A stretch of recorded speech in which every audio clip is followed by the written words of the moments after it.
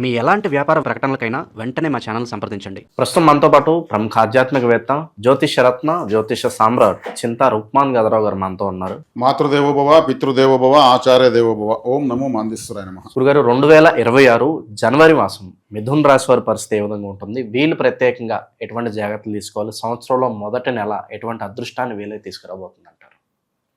ఈ 2026 జనవరి మాసం మిథున రాశి వాళ్లకు ఎలా ఉందని చెప్పుకునే ముందు, ఎలా ఉంటుంది అంటే వీళ్ళ యొక్క ప్రత్యేకమైన విషయాలు కొన్ని మనం చెప్పుకుంటున్నాము. అందులో భాగంగా మనము ఈ మిథున రాశిలో రవి ఉండగా పుట్టిన వాళ్ళు, మిథున రాశిలో రవి ఉండగా పుట్టిన వాళ్ళు జ్ఞాపక శక్తి ఎక్కువ ఉంటుంది, విశేషమైనటువంటి పరిశోధనలు చేస్తారు. పరిశోధనలు అంటే వీళ్ళు క్షణం తీరిక ఉండదు, వీళ్ళకు తీరిక లేకుండా ఆలోచిస్తారు, ఫ్యూచర్ని బాగా డిజైన్ చేసుకుంటారు. ఎక్కువ డౌట్లు వస్తూ ఉంటాయి. ఎందుకంటే 3వ స్థానము అంటే ఎవరికైనా సరే వాళ్ళ రాశి నుంచి కానీ లగ్నం నుంచి కానీ 3వ స్థానం అంటే అనుమానము, సందేహము, డౌటు. ఎక్కువ డౌట్లు ఎవరికి వస్తాయో ఎక్కువ నాలెడ్జ్ వాళ్ళకే వస్తుంది. అదే ఆ డౌటే వాళ్ళకు ప్రమాదకరంగా లేకుండా చూసుకోవాలి. అది మామూలుగా సంసార జీవితాల్లో భార్యను అనుమానించడం, భర్తను అనుమానించడం ఇట్లాంటివి వచ్చినప్పుడు సంసారాలు దెబ్బతింటాయి. అదే చదువులో వచ్చినాయంటే దీనికి ఆన్సర్ ఏంటి, ఇది ఆన్సర్ అయిపోయింది, నెక్స్ట్ ఏంటి, దీన్ని ఈ సబ్జెక్ట్ తర్వాత నెక్స్ట్ సబ్జెక్ట్ ఏంటి, ఇట్లాంటి డౌట్లు వచ్చినాయంటే నాలెడ్జ్ డెవలప్ అవుతుంది. కాబట్టి ఇప్పుడు గొప్ప గొప్ప వాళ్ళు వేల పేజీలు గుర్తుపెట్టుకుని చెప్పేసి అనర్గళంగా మాడిస్తుంటారు గొప్ప గొప్ప మహానుభావులు. మనకు చూస్తే మన అదృష్టం కొద్దికి గరికపాటి నరసింహారావు గారు, చాగంటి కోటేశ్వరరావు గారు, వద్దపతి పద్మాకరరావు గారు, వీళ్ళంతా కూడా ఎక్కడ తడబడకుండా విపులంగా, నిపుణంగా, నవనవోన్మేషణంగా మాట్లాడుతూ ఉంటారు. వాళ్ళకంతా కూడా అద్భుతమైనటువంటి జ్ఞాపక శక్తి, అటువంటి సామర్థ్యాన్ని ఇచ్చేటువంటిది మిథున రాశిలో రవిగ్రహం ఉంటాయి. అంటే వీళ్ళు నిత్య పరిశోధకులు అని చెప్పచ్చు. జీవితంలో ఇంకా 20 సంవత్సరాల తర్వాత మనం ఏం కావాలని ఇప్పుడు ఆలోచించినటువంటిది, ఇప్పుడు జాగ్రత్త పడిపోతే ఆ రోజు మనం ఎక్కడ ఎత్తుకునేది అనేటువంటి స్థాయిని రవిస్తాడు. అది చాలా మంచి విషయము. ఆ తర్వాత తీసుకుంటే వీళ్ళకి ఈ మాసం ఎలా ఉంది? జనవరి మాసం సప్తమ స్థానంలో 7 గ్రహాలు ఉన్నాయి. రాశాధిపతి, తృతీయాధిపతి, పంచమాధిపతి, అదేవిధంగా షష్టాధిపతి, 4 గ్రహాలు ఉన్నాయి. ఇది బాగానే ఉంది. ఇక రాశాధిపతి బుధుడు, పంచమాధిపతి శుక్రుడు, వీళ్ళిద్దరు బాగున్నారు. ఇంకా తృతీయ షష్టాధిపతులు వాళ్ళిద్దరు మైనస్, వీళ్ళిద్దరు ప్లస్. కానీ ఎట్టున్నా కానీ రాశాధిపతి పంచమాధిపతి ఉన్నారు కాబట్టి వాళ్ళు కొంచెం డామినేషన్ తగ్గుతుంది. ఈ జనవరి 12వ తారీఖు నుంచి 17వ తారీఖు లోపు వీళ్ళందరూ మకరంలోకి వస్తారు. మకరం అష్టమ స్థానం. అష్టమం అనేది ఏమంటే ఆకస్మిక స్థానము. అష్టమ స్థానాన్ని hospital, ICU, operation theatre, ambulance, మన ఇంట్లో బాత్రూమ్, సడన్గా జరిగే ఏ దుస్సంఘటన అయినా, లాటరీ కూడా తెలియజేస్తుంది, అది కూడా సడన్గానే వస్తుంది. ఆకస్మిక లాభాలు, ఆకస్మిక నష్టాలు 2 ఉన్నాయి వీళ్ళకు. శుక్రుడు బుధుడు అక్కడే ఉన్నారు, రవి కుజులు అక్కడే ఉన్నారు. తృతీయ షష్టాధిపతి, రాశ్యాధిపతి, పంచమాధిపతి. కాబట్టి మంచి చెడు కలిసి ఉందన్నమాట.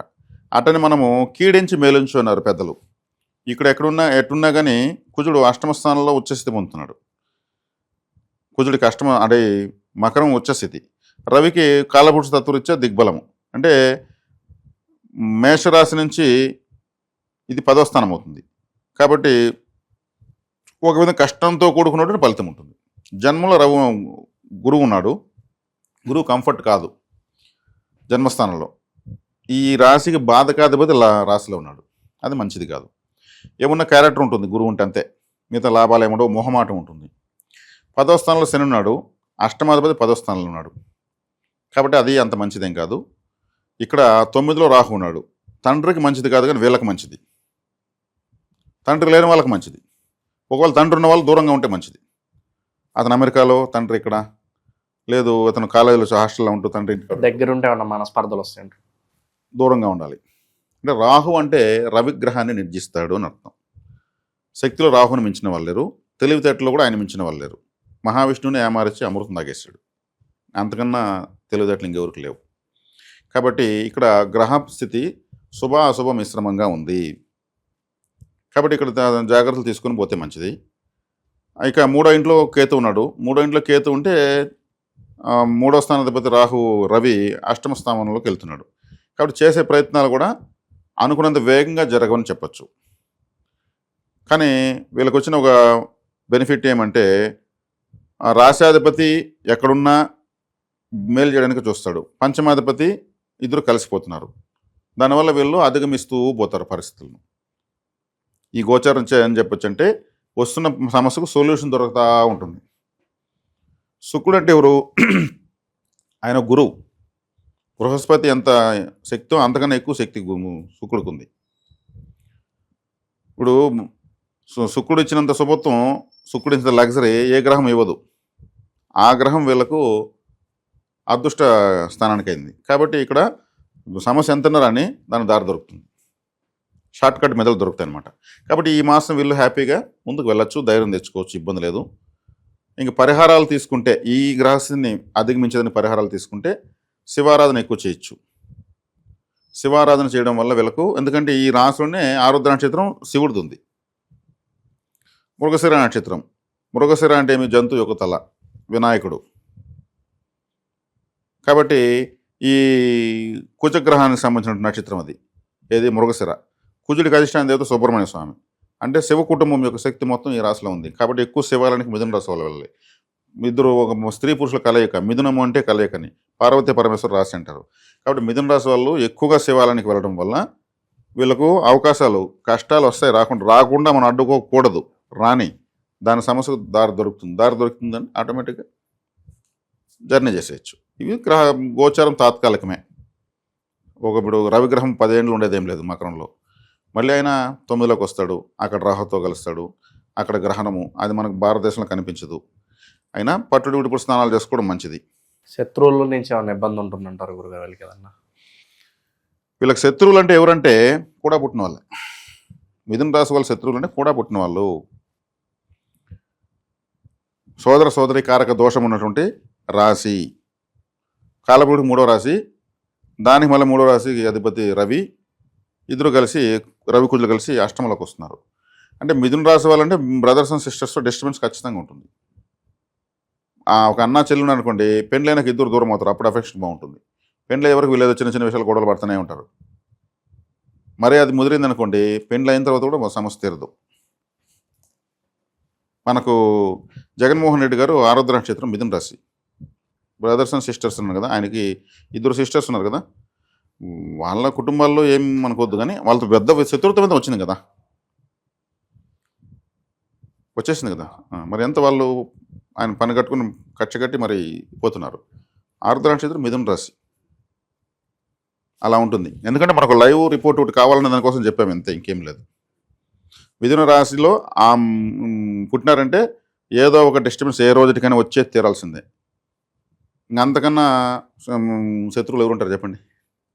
బయట వాళ్ళు ఉంటే అది అర్థం ఉంది, ఎవరో ఒకరు మనం టార్గెట్ చేస్తారు, అది జనరల్. కూడా పుట్టిన వాళ్ళు టార్గెట్ చేస్తే అది మిథున రాసుకున్నటువంటి ఒక శాపం అని చెప్పచ్చు. సో కొంతమంది ఎంతో కాలంగా కోర్టు సమస్యలు కావచ్చు, పోలీస్ స్టేషన్ చుట్టూ తిరుగుతూ ఉంటారు. అటు వాళ్ళకి ఏమన్నా రిలీఫ్ ఏమైనా ఉంటుందంటారు ప్రస్తుత కాలం? కోర్టులు, పోలీస్ స్టేషన్లు అంటే కుజుడు, కేతు వస్తారండి. కేతువు అంటేనే సంబంధం లేని సమస్యలు, పోలీసు అంటేనే కుజుడు.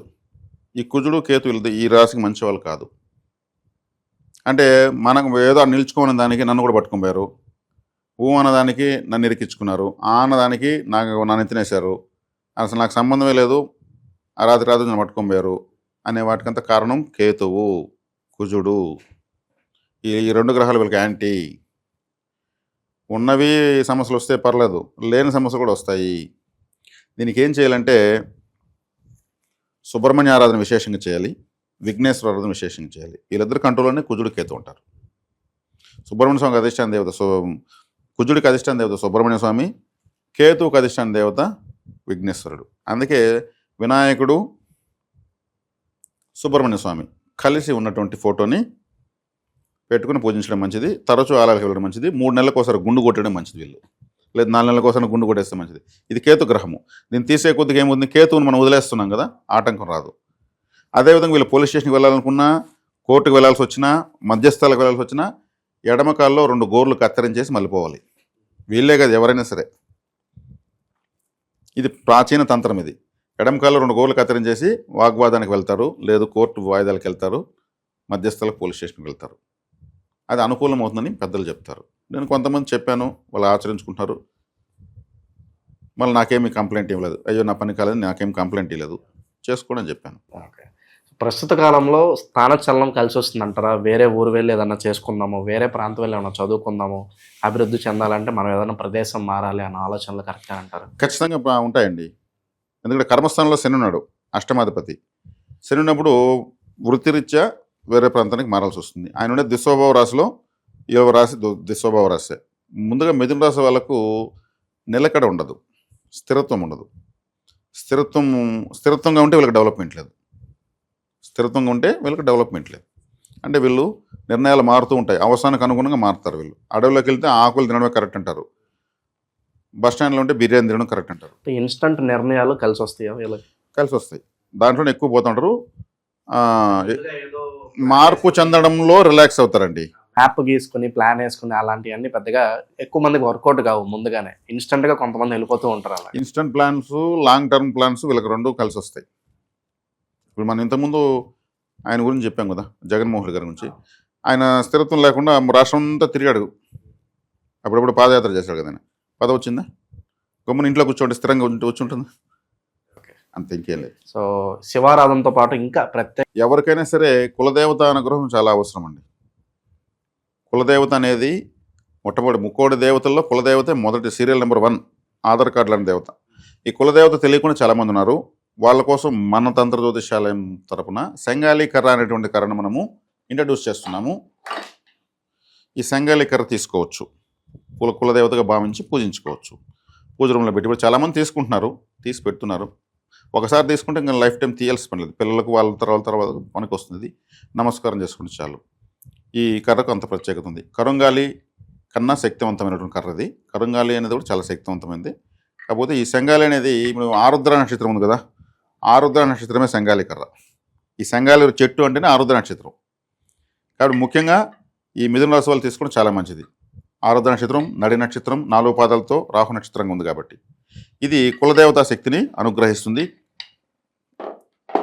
తర్వాత ఆంజనేయ స్వామి ఇష్టదైవంగా కలిగిన వాళ్ళు, ఆంజనేయ స్వామి ఆరాధ్య దైవంగా కలిగిన వాళ్ళు, అదేవిధంగా మూలా నక్షత్రం అనుకూలంగా ఉన్నవాళ్ళు, ఇది హనుమాన్ శంఖము అంటారు. ఆయన యొక్క గద ఎలా ఉంటుంది?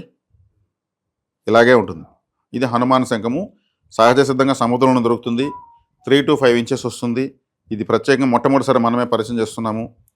కాబట్టి హనుమదారాధన చేసుకున్న వాళ్ళు, హనుమత్ పీఠాల్లో ఉన్న వాళ్ళు, హనుమత్ సంబంధించిన మాలలు వేస్తూ ఉపాసనలు చేస్తూ దీక్షలు తీసుకుంటున్న వాళ్ళు ఈ హనుమాన్ శంఖాన్ని కూడా పెట్టుకోవచ్చు. వాహనాల్లో హనుమంతుని ఇలా పెట్టేసి కట్టేస్తున్నారు. ఆయన ఏదో కిడ్నాప్ చేసి దారాలతో కట్టేసుకుని పోతూ ఉంటాడు. ఆయన నన్ను వదలండ్రా బాబు, మీకు దండం పెడతానంటూ ఊగుతుంటూ ఉంటాడు. అలా చేయకూడదు. విగ్రహాన్ని అలా ఇట్లా బ్రేక్ వేసి ఇలా అట్లా ఇదిగా ఉంటుంది. భక్తితో చేసినా కానీ కీ చైన్స్ కీచైన్ అని ఒక అర్థం ఉంది, నా బండికి రక్షణ కావాలనేసి. అది అంత ఊగదు. ఇదైతే కార్లో ఇలా కట్టుండేది, వెహికల్ ఇట్లా ఊగుతూ ఉంటుంది. ఈ హనుమాన్ శంఖాన్ని పెట్టుకోవచ్చు. హనుమంతుడు అనుకూలంగా ఉన్న వాళ్ళని చెప్తున్నాను నేను, అంటే మూలా నక్షత్రం అనుకూలంగా ఉన్న వాళ్ళని అర్థం. కాబట్టి హనుమాన్ శంఖాన్ని తీసుకోవచ్చు. అదేవిధంగా వైజయంతి మాల అనేది మనం ఆల్రెడీ పరిచయం చేశాము. ఈ వైజయంతి మాల అనేది శ్రీకృష్ణుల వారు రుక్మిణీదేవికి ప్రేమకు చిహ్నంగా ఇచ్చారు.